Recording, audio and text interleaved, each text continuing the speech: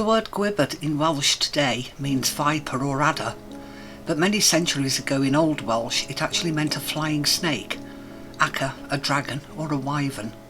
The terms are used interchangeably.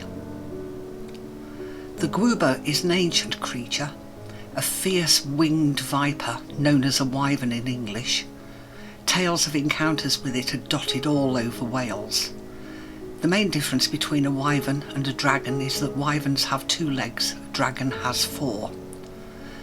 A huge Gwyber lived around this lake, at the top of the waterfall of Pistol Rhyder. 2 or 3 times a week he would fly down the valley and terrorise the people in the village of Llanrhiadr at the bottom, looking for dinner. He wasn't fussy what he ate: sheep, adults, children. In desperation the people sought the help of a local wise woman, who told them to make a large bright red cloth. Both Gwybers and dragons hate the colour red.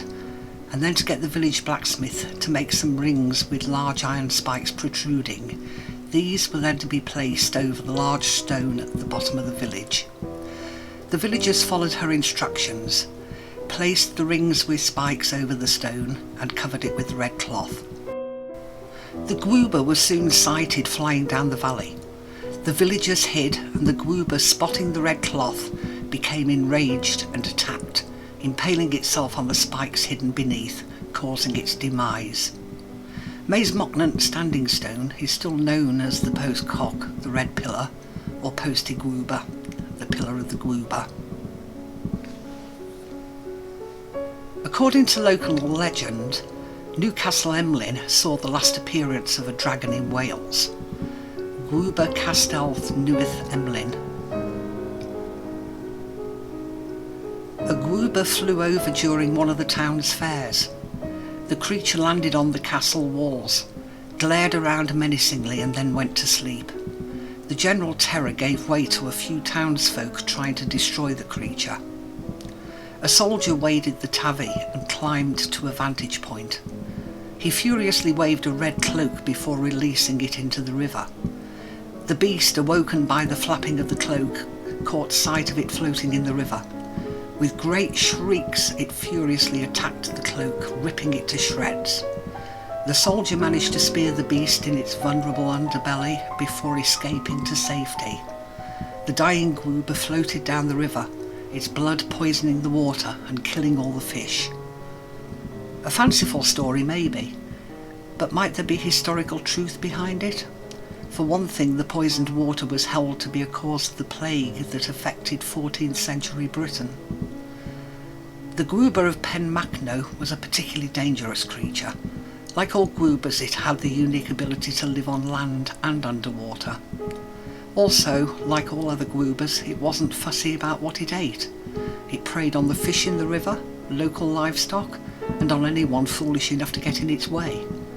In despair, the local residents decided to offer a large reward to anyone who could kill the beast. A young man named Owen ap Griffith, who lived in the nearby mountains, took up the challenge. Owen decided to consult a local wise man by the name of Rhys Thewin to find out his chances of success. Rhys told him bluntly that the creature would bite him. Needless to say, Owen went home depressed and worried. Owen decided to visit the wise man again, disguised as a vagrant, to see if the outcome would be any better. This time Rhys told him that he would fall and break his neck. Owen went back home shocked and more than a little puzzled. He tried a 3rd time, disguised as a miller.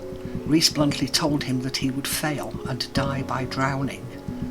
Owen pulled off his disguise and challenged Rhys to explain how he could give him 3 different predictions. Rhys smiled sadly and simply said, "Time will tell." Owen decided that Rhys's predictions were nonsense and set off into the mountains to kill the Gwyber. The valley was steep, and whilst he was on a rocky ledge, the Gwyber swooped down and bit him on the neck. He slipped on the wet rocks and fell, hitting another rocky outcrop on the way down that snapped his neck like a twig before he plunged into the river below, where he eventually drowned. When his friends discovered his lifeless body, they swore vengeance. They set out to kill the Gwyber, and finding the beast asleep on the riverbank, they let loose a hail of arrows. With a blood-curdling scream, the Gwybber plunged into the river and was never seen again. To this day, however, the place where this flying creature lived is called Wyvern, the Valley of the Gwyber.